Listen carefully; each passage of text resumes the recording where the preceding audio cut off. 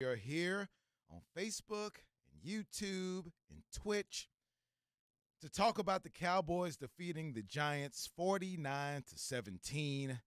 It was an ass whooping of the highest order. Man. Dak, 404 yards. It's going to be a lot of numbers, Matt, that's going to come out of this game, out of this beatdown. But give me your overall impressions of 49-17. It's what we talked about at halftime. It goes back to annihilation, domination. I don't know what else you can say about this. You know, if you want to be facetious about it, then, hey, if you want to be serious contenders, you can't allow a touchdown in the final 6 seconds of the game. Oh, really? Is that what you want to say? No. Oh, okay. No, it's – I mean, look, Dak had over 400 yards. The Cowboys had over 600 yards of offense.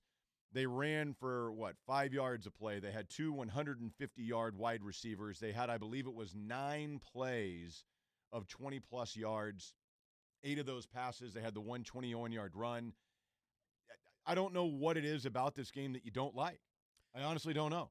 Yeah, I know. We've been discussing this entire weekend at halftime that you have a lot of outcomes out of this game, and the majority of them are really, really bad as far as you taking care of business against a team and a lot of people maybe not taking a lot of anything out of this game because you are playing against a bad team. Well, out of all the things that we talked about and how things could be poor with this team, I don't think any of those things showed up.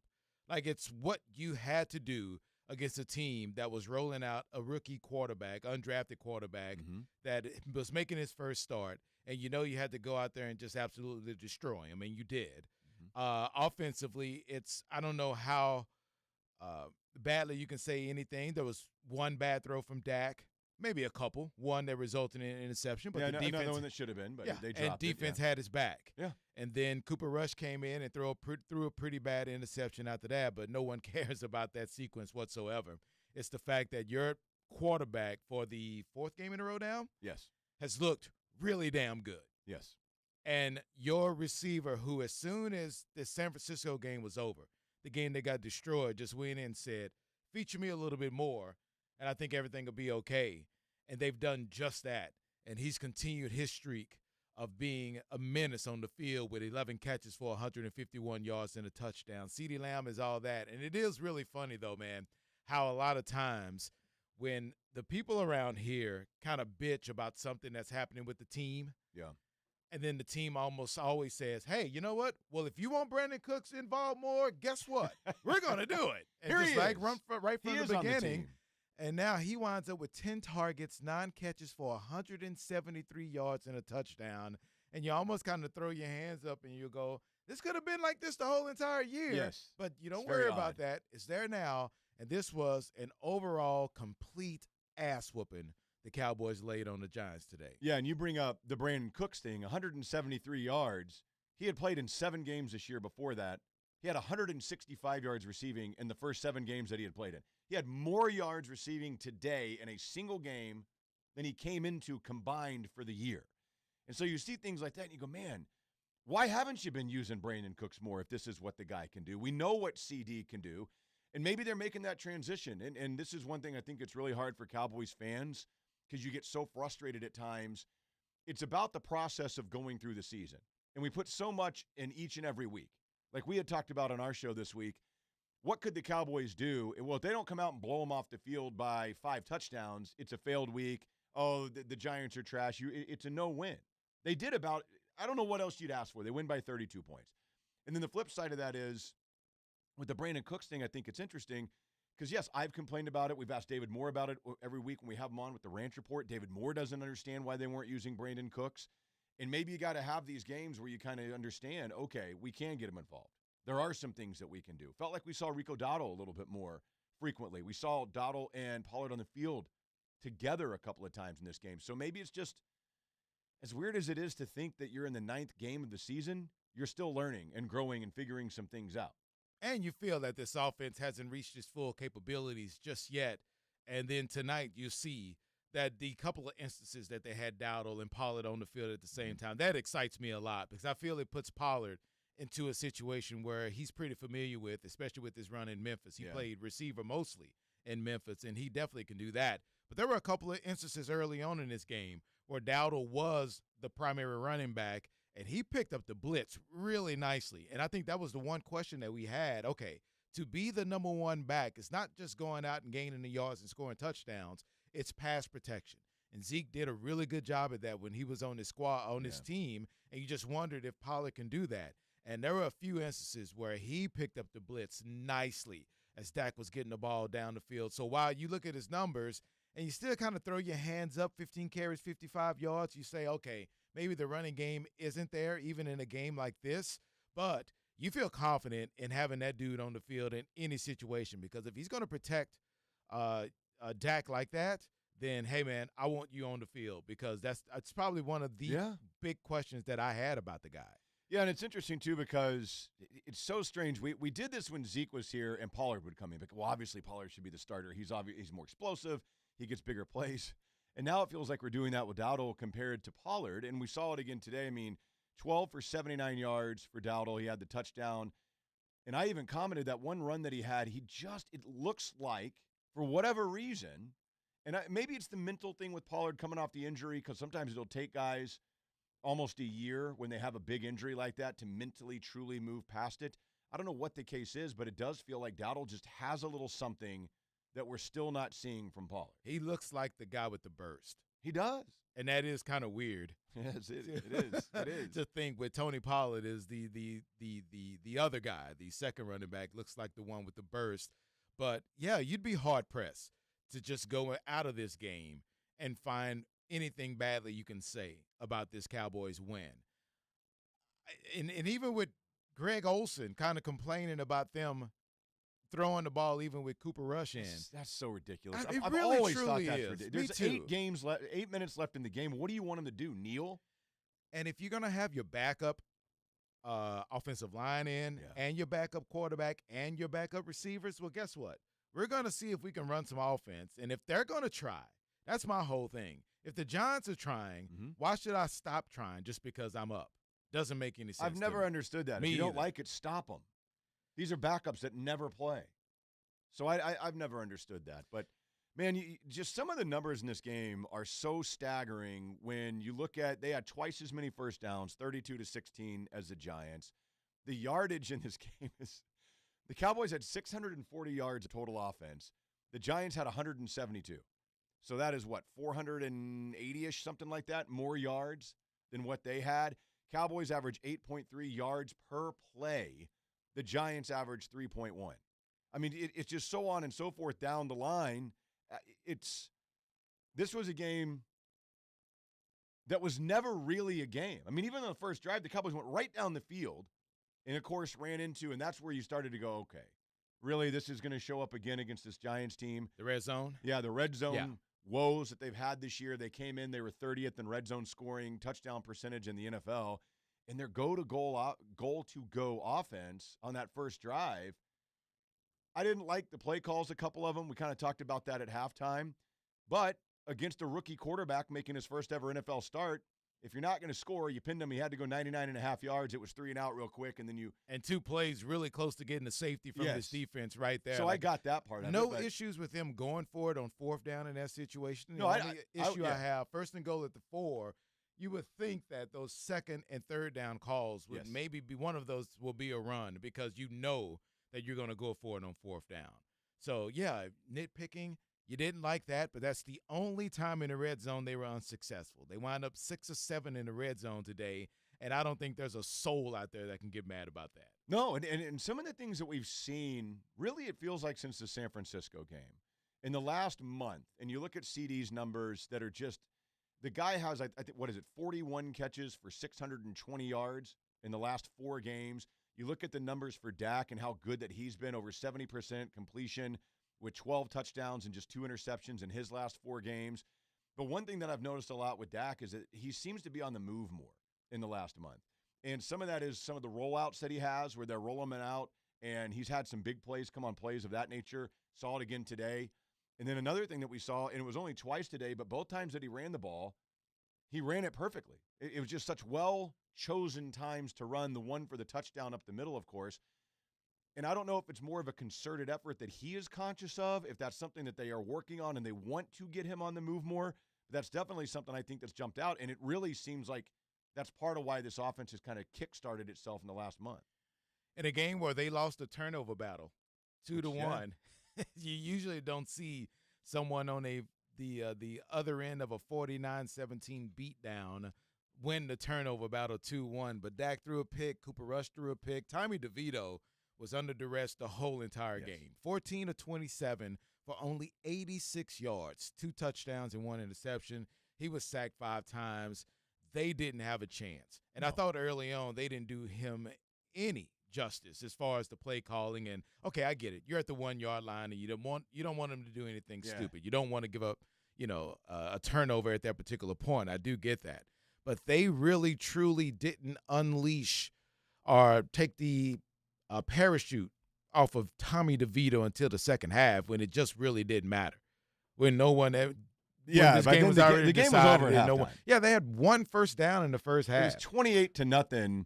And you could tell the Cowboys felt that too, because that drive that New York had coming out of the half, where they finally started to move the ball, and I think they had 1 first down the entire first half, as you just mentioned. They had 5 first downs on their first drive of the second half. And it almost felt like the Dallas defense was like, okay, yeah, I guess we still got to play. This game's over. Let's not get hurt. And it was never in question. Again, I don't know what everybody wanted them to do. I know that all week we're going to hear this. It's just the Giants. You guys are acting like they did something amazing.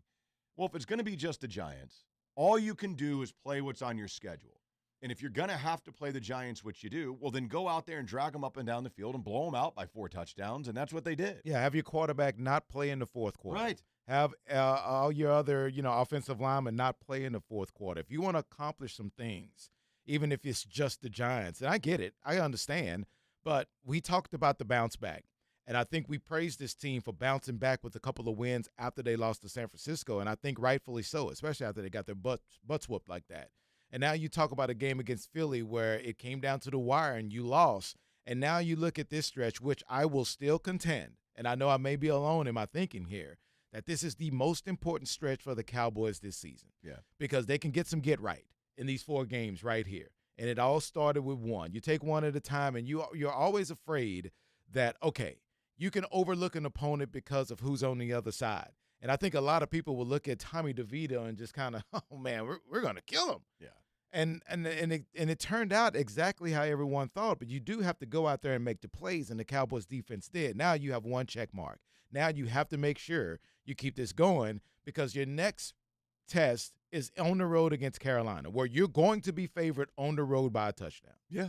So now if you can go and do this exact same thing and play the way you played tonight against Carolina, you're going to win that one, and then it's at home against Washington.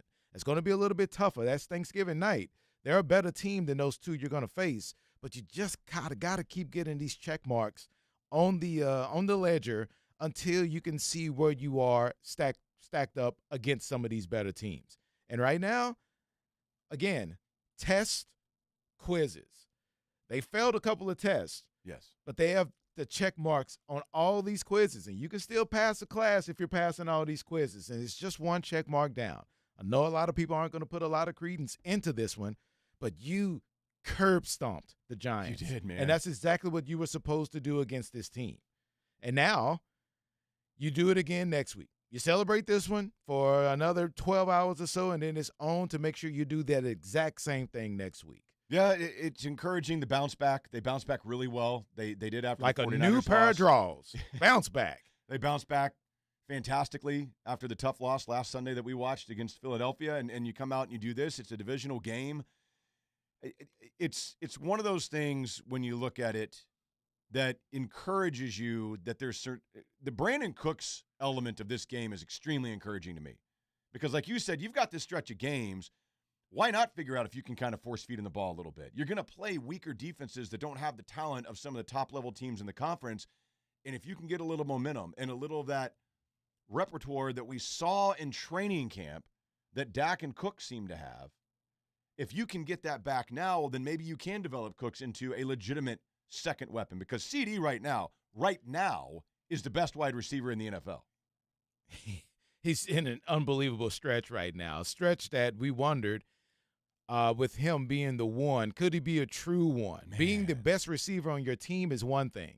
Being a true number one is another.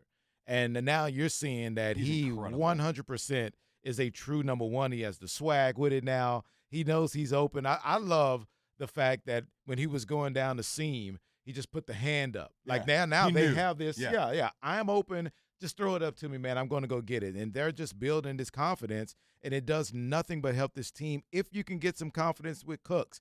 He's getting the confidence with Lamb. Mm-hmm. He's gotten the confidence with Ferguson. Yeah. Why not add another person on the list to check it off and say, okay, I know I can build a rapport with this guy, and we can just only make this offense better. So you're just adding that. There's just a few things you can accomplish in a game like this. The most important thing about it is to get the win. Yes. Secondly, you want to get out without getting anyone hurt. But then other than that, there are some things that you can work on in these type of games, even if they're blowouts, that can carry you throughout this whole entire season. You can. I mean, part of that maybe we see Dowdle get more involved. Now, not every game is going to go this way where you have the opportunity to run it 33 times. I mean, they ran, 77 plays, whatever it was in this game, passed it 44 plays, I think, and ran it 33 times. But Pollard had 15 carries. Dowdle had 12. They had 6 different players have a touchdown in this game, which is unbelievable. And then throw in Dak is 7. Yeah, Jalen Brooks. We hadn't seen Jalen Brooks all year. 4 catches for 39 yards, which doesn't seem like a lot, but it's still, okay, if Turpin's not going to be here, it gives you an opportunity for a guy like a Deuce Vaughn to come in and get some action, which we haven't seen him in a few weeks. So you look at that, even Michael Gallup, who was completely invisible the entire game. Quite honestly, I forgot that he was on the team today, and then all of a sudden he's just catching that beautiful pass on the 41-yard touchdown pass from Dak, and you get him involved, and he's making some big plays. And that was about as perfect, I think, as the offense has looked all season, outside of the one interception while Dak was still in there, because when the backups are in there, who cares? Cooper Rush throws the pick, whatever. But outside of that one interception, you got everything you wanted. You got a dominant game from your number one wide receiver. You got a dominant game for a guy that we all were wondering about in Brandon Cooks. You got an opportunity for Jalen Tolbert to get involved. Michael Gallup really is what we want him to do, is take the top off and be that deep threat, and you saw that today. You got Dowdle involved. It's exactly, I honestly don't know what else you would ask for out of this game. That was a beautiful pass. From Dak to Gallup, was. right Yeah, in he the had a bucket, few, one-on-one man. coverage. The coverage wasn't bad. No. But he dropped it in a bucket. They had a deep safety playing, and he, of course, started leaning toward the edge where there were 2 receivers on that side, leaving Gallup just one-on-one by himself, and Dak put it on him perfectly. Man, I don't know if we've seen a stretch of football these 4 weeks that have seen Dak play this well.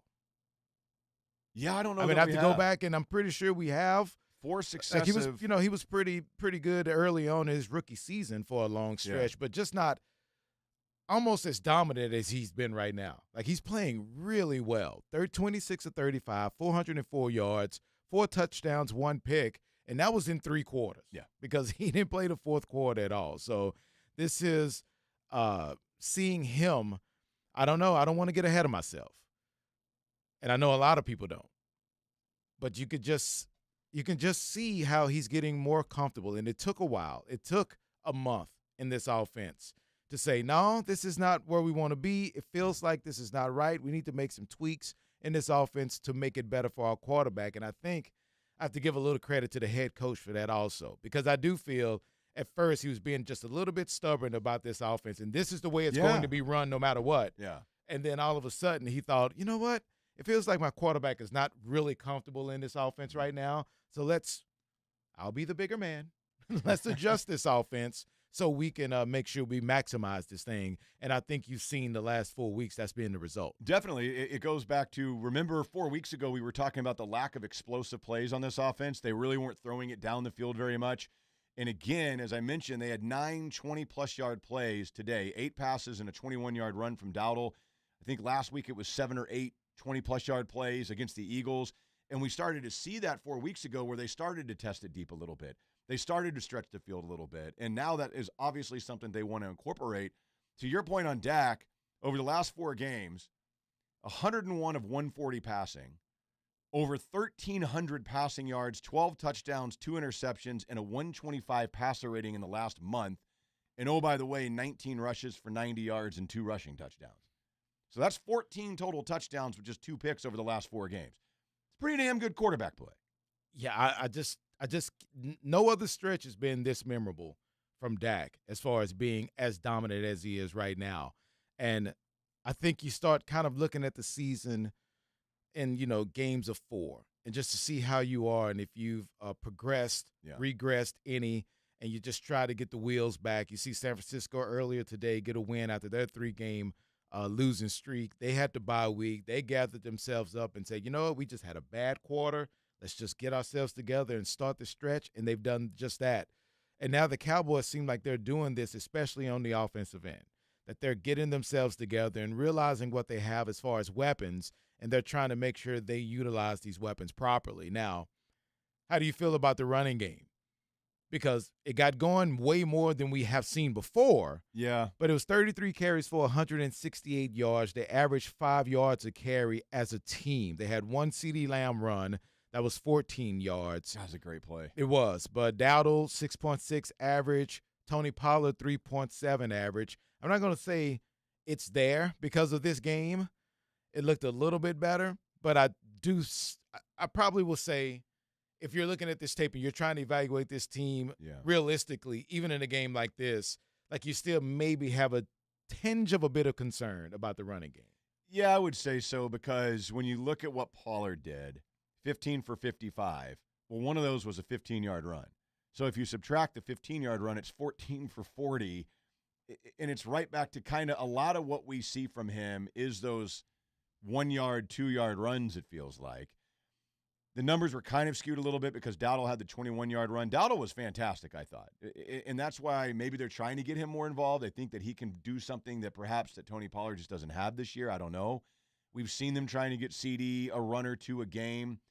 As I mentioned, Dak is running it a little bit more, even if it's just a couple of times a game, where we didn't see that earlier in the year. And then if Turpin's healthy, they always try to get him one or two, it seems like. But it does feel like there's still something missing in the run game when Tony Pollard is the primary ball carrier. How'd you feel the offensive line did today? Solid.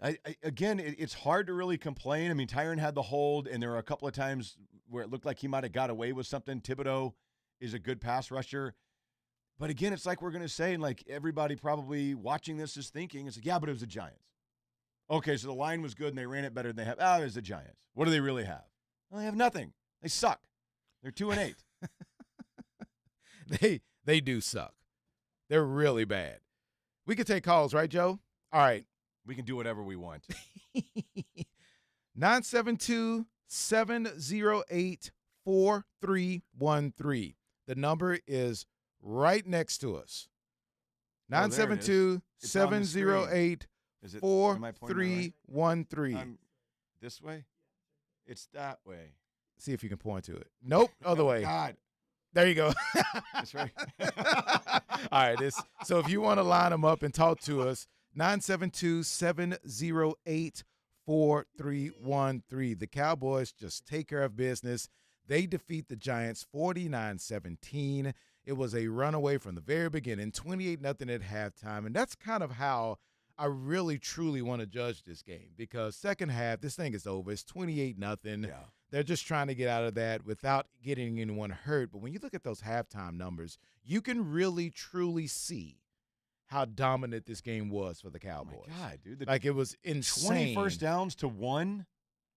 When's the last time, and I'm sure we'll see these notes at some point, that they've outgained a team by almost 500 yards? That's absurd. 600 yards of total offense? Yeah, 640 yards of total offense has to be up there with the highest in franchise history, of only giving up 172, and a lot of those were towards the end where they just didn't give one damn about stopping. They just wanted to get the hell off the field and get out of this dang game. Yeah, when the Giants are still out there. Calling timeouts. Yeah, they're calling a timeout with like 6 seconds left in the game. To try to get the last one. What are you doing? I know. You got to see if Tommy DeVito is the future of this franchise. It's like, no, you really don't have Little to baby see KK that. would not shut up about the future, and then they're doing Mike Pereira mask. I mean, he's not. Like, that's not even a question. So silly. All right, 37.5 minutes time of possession for Dallas. There's not a category that they did not dominate except for the turnover margin. They lose that 2-1. They also have 9 penalties today for 83 yards. Penalties. Yeah. The Giants only had 2. How can you have 2 penalties for 5 yards? Cheating by the refs. It doesn't seem to make any sense. But I'm going to go with what the stats will tell me right now. 0-12 from New York on third down. Didn't convert a single one. They got 4 first downs on penalties from Dallas today out of their 16. It was an ass whooping of the highest order. In every phase, up and down the field, constantly throughout the totality of the whole game, they kicked their ass. And it was great to see. And I know they're just 6-3, and everybody will say that it's just the Giants, but there's only 4 teams in the NFL that have a better record than the Cowboys 6-3. And that's Philadelphia, of course, who they lost to at 8-1. You got Kansas City and Detroit, who's 7-2, and then Baltimore, who's not had their bye yet, who's sitting there at 7-3. Man, this was – I was going to say – you know what? I'm going to say it was an awesome first half because it was.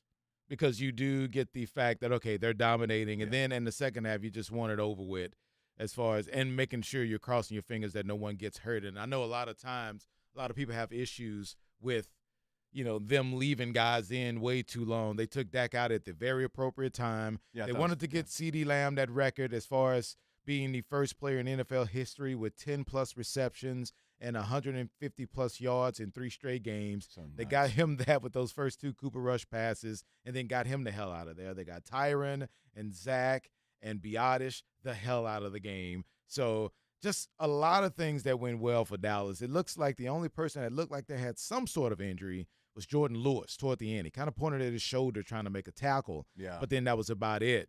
And they did all this, Matt, and let me make sure I'm reading this okay, and I think I am. They did all this, and Micah Parsons did not record a 1 tackle. Which is nuts. It's crazy. I promise you had a couple of pressures. I know that. We don't have those official numbers, but like literally every single other player I think that took a defensive snap today had a tackle. It looks like, because how many guys is that? That looks like their entire defense. Yeah, I can't count that. Like even all backup people, but not Micah Parsons. Who's Michael Parsons? His twin brother. 972-708-4313 is the number that you want to call and talk to us, just like Steven in Grand Prairie did. Steven, you're on the postgame show. Hello. Hey, I'm just calling in. I'm a little nervous. I just want to say that number 3 looked good. Number 88 looked good.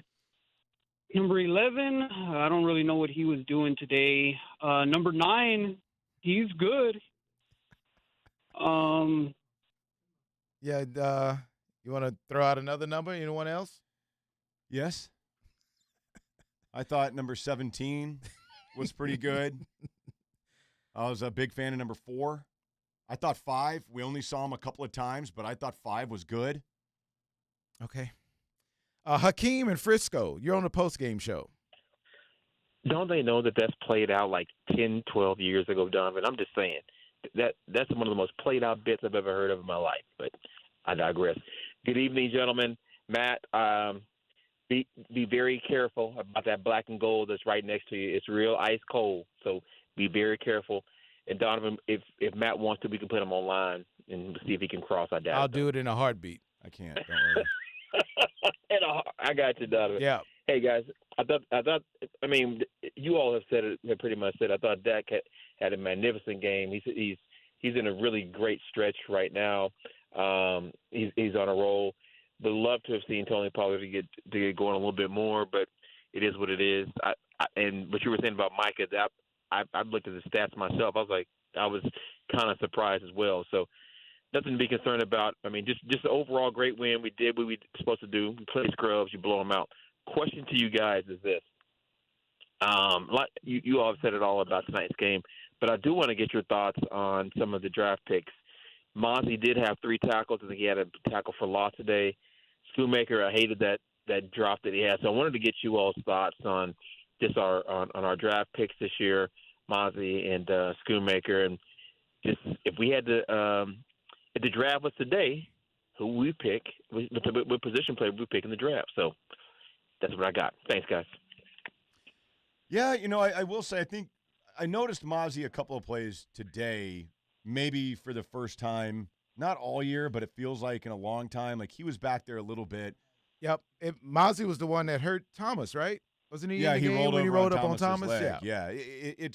It's weird because, again, and we've talked about this, it's strange to me that you drafted a guy in the first round that is not your main defensive tackle getting the majority of the snaps, and he's usually like third or fourth in defensive tackle snaps.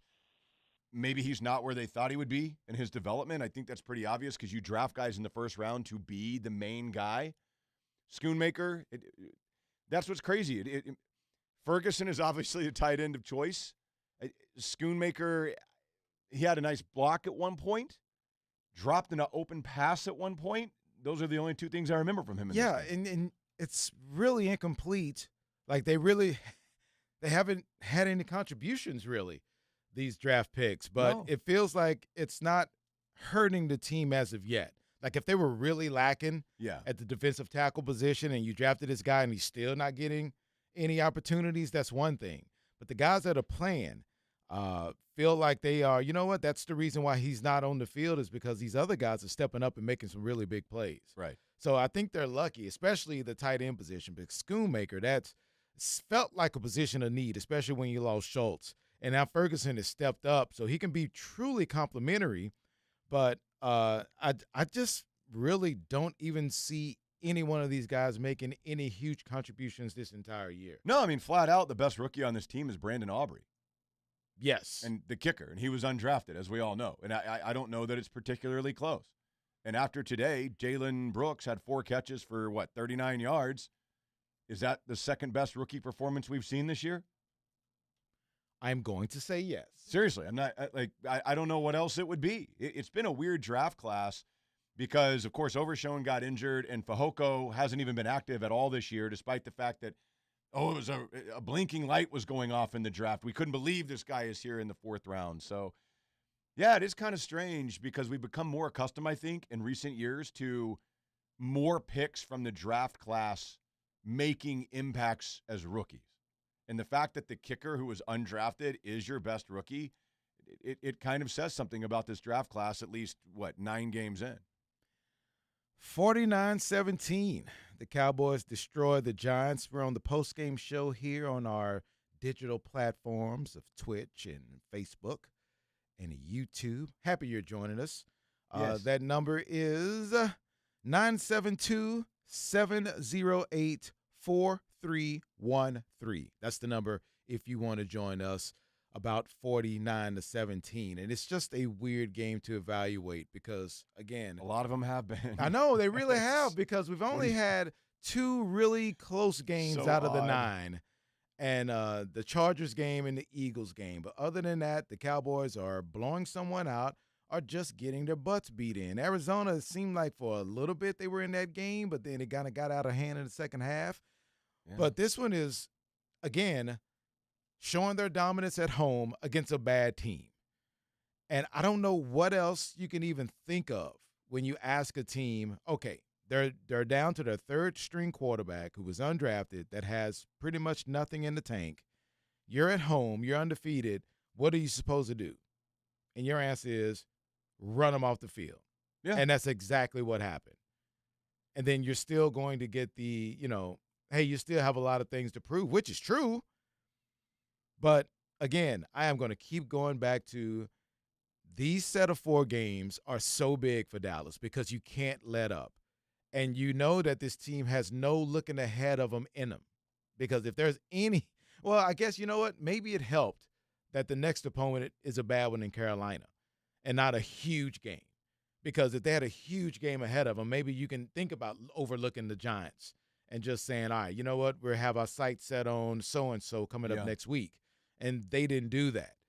They have the bounce back after a tough loss against Philadelphia. Now you have to see if these guys can handle success because you're going on the road and you're going to be favored against a bad Carolina team that's only won 1 game. And you played a team in Arizona that didn't have a win. And then they got you, and now they only won their 2nd game of the year. So it can be done on the road because we've seen it. And maybe that's another good thing for this team to say, look, we went to Arizona thinking we were going to kill them. and we got drilled. Yeah. And now you can think that same thing going into Carolina and say, hey, we already had the slip up. I heard Bob on the hard line say, hey, they had a mulligan, and they already used it against Arizona. Yeah, you got to win. And they have these no games. more. And you've got to. Like, when you start talking about in San Francisco, I don't think you have to win those games because those are tough games. In Philadelphia, you don't have to. You just want to compete. This one, you had to win. The next one, you have to win. Mm-hmm. If you consider yourself one of the top teams in the NFC and you want to keep up with Philadelphia and Detroit, and now don't look now, but Minnesota's winning now also. So you had another team in there that you're going to have to start keeping up with. Seattle's another one also that you have at the end of this 4-game stretch. If you win out these next 4 games, you are going to play Philadelphia for a chance to maybe hop up in the division and take the lead. Yeah. Because Philadelphia's stretch of games coming after this is Tough. pretty tough. Now, don't scoreboard watch. All you have to do is win your games. You win the games you're supposed to win, you'll make the playoffs. And that's why it's so huge to me, because we do have the testament games. You have the games circled that you will love this team to go get. Go get a game in Buffalo. Go get a game in Miami. And I think a lot of people will start feeling better about where they think this team can go. But it's steps. It's steps in this whole entire process. And just destroying a team like the Giants who came in wounded, had nothing, and you put the foot on the neck and you kept stepping and squeezing the entire game is another step up the ladder to try to be one of those teams. Yeah, and this is one of those things, again, like you said, when you're going to play a team like this, you want to crush them. You want to destroy them. Putting up 49 points in an NFL game is not common. That you can look across the scoreboard throughout the NFL this week, and teams aren't putting up 49 points. And I get it. It's the Giants. They suck. They're trash. Okay, so do that. And this is an interesting stretch, as we've talked about. We talked about it last week on the show. These are 4 games against conference opponents. You just beat an NFC East opponent. You're going to have another one on Thanksgiving Day with Washington. Games like that are important because there's a lot of just a glut of teams that are right there at 6-3 in the NFC. And that's when tiebreakers start to come into play. Division record, conference record, common opponents, and that type of thing. So you want to have those under your belt so that you win those tiebreakers. And the Arizona loss is one of those losses that can hurt you because they just got their second win today. They're 2-8, I believe. And so, or 2-7, whatever they are. 2-8. 2-8. So when you look at that, okay, obviously there may be another team that you end up tied with. Oh, well, you have a worse record because you lost to Arizona. So you may not think much of it at the time, beating a team like New York, but you have to beat these teams that you were better in that are divisional opponents and conference opponents to make sure that you're controlling as many tiebreakers as possible when you get into the playoff picture. At one time in this game, Saquon Barkley had 7 carries for 1 yard. Now, he wound up 13 carries for 66, but it's the second half that's, all right, let's just get this game over with. We don't care. We're keeping everything in front of us. And it is – you can see all the frustration on the Giants side of the on the sideline as they're arguing with each other. Yeah. Saquon Barkley had his jersey like Zeke Elliott style, kind of sitting up on his belly a bit because they were just totally 100% dominated in this game. Man, I'll say one thing that I did not see coming that I wonder if this is going to affect them next week is, who was it, Neville Gallimore? That gets shoved down by Justin Pugh and then just inexplicably tries to kick him in the nuts while he's laying down on his back. He gets ejected from the game. That's going to be a huge fine, and I wonder if he'll get suspended for a game for that. Kicking a guy in the balls? I don't know. Yeah. No, he's definitely going to have to pay a pretty hefty fine for that. But I don't know if he's going to be suspended or not. That feels like maybe he will. Hell, I don't know. But, yeah, that's something that's like, come on, dude. We haven't seen something like that in a long time. It's like the Hainsworth thing where he stomps on a dude's head.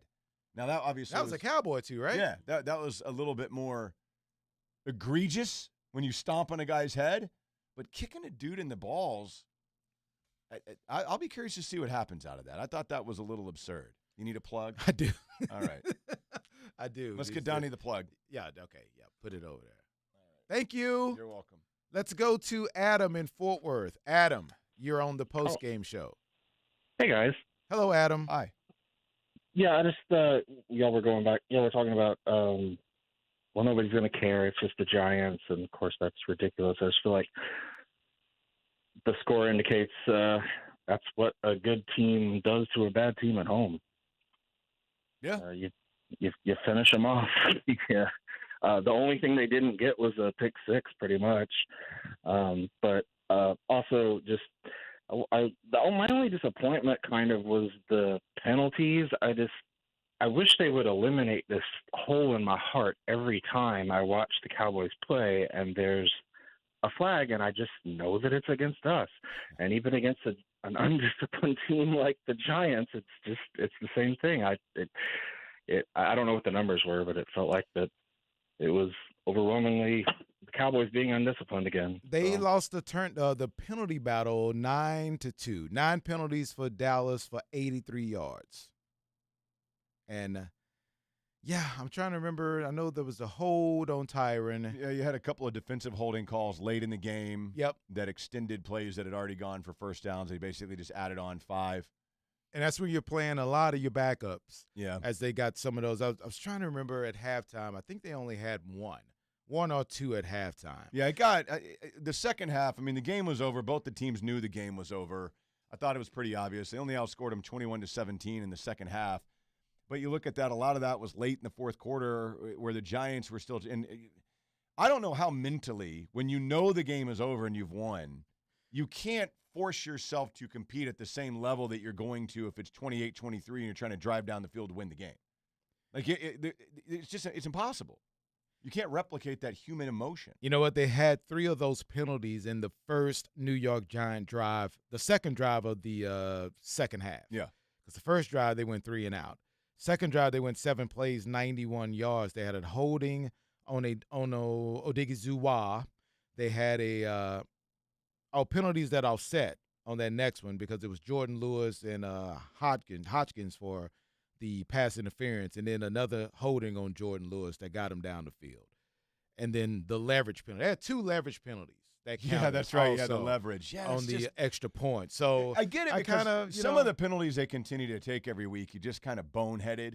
But I do think a game, and maybe this is why they're taking some throughout the course of the year, these games get so lopsided in one direction or the other that I just think your focus will lack a little bit in certain situations like that. Another holding on Biadasz on the touchdown drive in the second half. They made it 42-7. I'm just trying to look at some of the penalties, and while it wound up being 9, of course there weren't any ones that were just huge or monstrous that, took away a score or anything like that. So, yeah, while those are a bit of a concern, this is the only time you hear me say this. It was the Giants. All right, Gerard and Justin, you're on the postgame show. Hello, Gerard. What's going on, Donnie Doo? Not much. How are you? Hey, I just want to first say, Matt, Donnie Doo, you're a perfect team together. Thank you. We Thanks, appreciate man. that. Yes, very much. But I wanted to get your opinion on how Brandon Cooks got into the offense tonight. It seemed like a conscious effort to get him the ball, which is a good thing. And you know what? You always think about these games, and I know coaches and players will never, ever admit this, but I think these are the games to where if you say, you know what, we need to work on a couple of things or try out a couple of things to make sure if we need to use this in the future, everyone's comfortable with it. And I do think the effort was to get Brandon Cooks involved super duper early because I do believe he caught the first pass was to scripted. him, yes. And then the Giants, I guess we knew how this day was going to go to begin with because they challenged because Brandon Cooks was on his butt for a full second before the ball came out. And they challenged the fact that it was a fumble. You're going, what the hell are you doing? Yeah, and then it's almost as if Dayball was like, oh, wait, yeah, never mind. And like they're he no, threw you it threw to the slow him flag. down, and then was like, no, I'm just kidding. I didn't mean to. Yeah, because it almost looked like, oh, never mind, they're not going to challenge it. And then they're going to take a timeout away but not review it. And then like, okay, no, now we are going to review it, and you have to lose the timeout. Got off to That was very really weird start. Yeah, and then but after that, yes, it was like, hey, man, we have this speed, and we really haven't utilized it. And you can tell because if a dude has more yards in one game than he has the entire season, then combined. yes, you absolutely understand and realize that you've been missing out with this offense. And just to see how this offense has gone from the first quadrant of games to now is so night and day. And again, I'll just put myself in this. I thought this offense and how they wanted to approach it with Dak was okay at first because they wanted to keep him out of harm's way. And it's getting out of the ball out of your hands quickly, and it's identifying where you want to go with the ball, and you're going.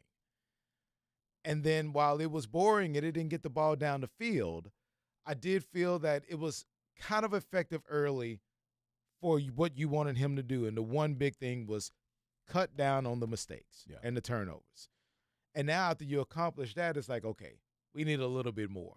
And now you can see, like, there is no talk about just dinking and dunking. We haven't said that in a month. You wouldn't say that with what we've seen. No, because they are pushing the ball down the field now and even taking even more over-the-top shots, which is something that I didn't think was going to happen with this offense at all. Yeah.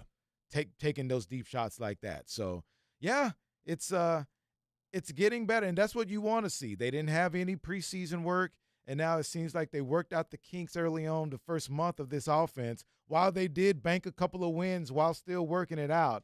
And now it feels like this offense is humming at a rate to where it can compete with anybody. Now, you're not going to go out there and make every single play like you pretty much did tonight, because there are going to be other defenses that are going to put up more resistance. Yeah. But you do feel confident that, all right, the defense has been carrying this team for a long time now. And now you feel pretty good about this offense's ability to not only put some points on the board, but move the ball up and down the field and move it down the field with all the weapons that they have. And I think that just kind of evenly balances both sides of the team, because a lot of people had problems and issues with the defense being the number one unit on this squad. And now I think the offense is clearly catching up to that. It is. I would have to agree. You look at what we have seen, and again, we talked about this when we first jumped on, it's the evolution of a team. And I think sometimes we lose that because you live week to week with how you view this team, but we can't expect them to immediately open the season and just destroy everything in their path, which they did, 40-0 against the Giants. You go, whoa, okay, this is crazy, and the defense looks amazing.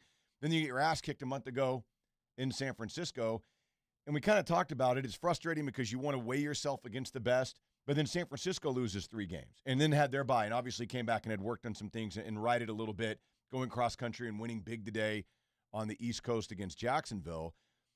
But what we see is always going to be that work in progress, and you want to hit your peak about the time that you're getting after Thanksgiving, and we're about to be there. And that's where you want to start to really take shape into the team that you want to close the season as, and I think we're starting to see that. You got a defense that, regardless of Micah Parsons not really doing much today, this defense got pressure constantly. And that is something I think that we know for a fact this defense will take the ball away from you and they will pressure the hell out of your quarterback. And now in the last month, we're seeing the offense add that element of hitting some deep balls and stretching the field and doing some more explosive plays. The running game, probably not quite where we want it. The good news is they still have plenty of games to work on that and maybe even focus on that. Maybe they are going to get Dowdle more involved. Maybe that has something to do with it. It's not a finished product. But all in all, you look at where they're at 6-3. As you mentioned, you win the games like this against the teams you're supposed to beat, you're going to be in the playoffs. And if you're in the playoffs, then we'll see, have you finally figured it out so that you can overcome the hurdle of the Philadelphia, the San Francisco, whomever it is that's in your path when you get to that level. Because that's the path I'd much rather take than to not get it done against those teams and realize, oh, like, you know what, and lose some of these games and not make the playoffs. And some people go, oh, you know what, they weren't going to do anything in the playoffs anyway. Nope. I'd rather have a chance to go and exercise some of these demons than not. And this seems like this is the path that they're going to take. Like, this is not the end of the circle games on this calendar whatsoever. They have a lot in front of them because they have a huge December stretch that's going to include Buffalo, Miami, Detroit, Washington twice. Like, they have a lot of games in front of them where they're going to have to go out there and prove that they've improved in those big games. Yeah, but you got to take care of business. You're right, And because that's if a you tough don't, thing not to December doesn't even matter. Right, right. So if you want December to matter and you want those games to matter against Philadelphia and Buffalo and Miami, you have to win these games. And it doesn't stop. Like, this is, I know a lot of people won't say impressive. I think it was an impressive win because of how they took care of business and they stomped them out and choked them out early on and just cruised to a win. I think all that's great. Yes. And now you have to do it again on the road. And that's the only one I worry about. Because I think at home they are establishing something pretty good at home. It seems like this team is built for AT&T Stadium. And that's why it's so important to take care of these games so you can try your best to get a home playoff game. So if you play anyone at home, you feel pretty good about them on this track.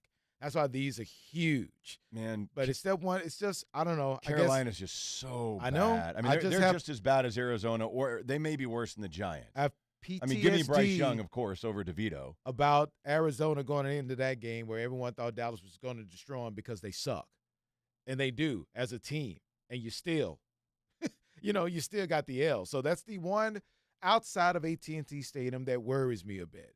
I just don't think this team is going to get too high about what happened tonight. I truly, truly don't. I don't know how I don't think they're built like that. Because they got to look at it and go, they're the Giants. We did what we were supposed to. We've had a lot of issues in the past about this team not being able to handle success. Yes.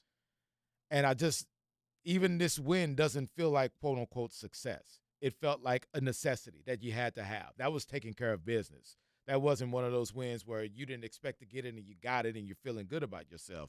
This is, all right, we did our jobs. Now we have to do it again on the road against a really bad team where we're going to be favored another touchdown. And if they do that, then the next game is Thanksgiving, and that's Washington. And we have to do that same thing against a tougher divisional opponent. Yeah. It won't be as easy as this game for sure. And it is such a huge stretch, man. I can't get over that. I just think this one is so important for this team, their psyche, just them trying to establish who they are throughout this season, to get things going, to get Brandon Cooks involved, to get Rico Dowdle involved. These are the games you can do that. Hell, even get Michael Gallup with his 2 catches and 70 yards because early on, Tolbert was getting his snaps. And then Brooks was getting his snaps. Yeah. It's like Gallup wasn't even involved, and then boom, he breaks on the out, team? and he has 2 targets and 2 catches. So you're starting to get all these other people involved, and you're using every aspect of your offensive weapons that can do nothing but help you out here in the future and the rest of the season. It's a fantastic win. It is impressive. When you put up 49 points and you win by 32 in the NFL, that's an impressive win. It truly is. This isn't a D2 school that you just beat. Right. It's not homecoming. This is the Although we FCS. would have scheduled Right. the Giants for homecoming if this had been homecoming. This is the NFL, man, and as we know, in any given week, go ask the Bengals today if they thought that was going to happen to them with C.J. Stroud and the Texans. Go ask Baltimore. Exactly. At home against Cleveland. It's any given week. You never know. If you don't bring it and you don't have it, you can lose. And we've seen that. The Cowboys did it already with Arizona. And that's the one thing that you know that if you could say anything, they're going to be this faction of it's just the Giants, but you can say one thing about this team, which is 100% true. They brought it. They brought it, and it worked. A wise man once said, it worked, but it worked. So it worked tonight against the Giants as the Cowboys destroy the Giants 49-17. Thank you so much for listening. Yes. On the platforms. Thanks for jumping on with us. Twitch and Facebook and YouTube. We really appreciate it. We, as a team, will be back tomorrow at 10 o'clock. We'll be discussing more about 49-17, amongst other things, as far as the show goes. But we thank you guys so much for listening and being part of it. Make sure you start listening to the Muses at 5:30 and listen to us from 10 to 1, and we'll have much more about this beatdown of a beatdown the Cowboys put on the Giants. Thank you. Thanks for guys. listening.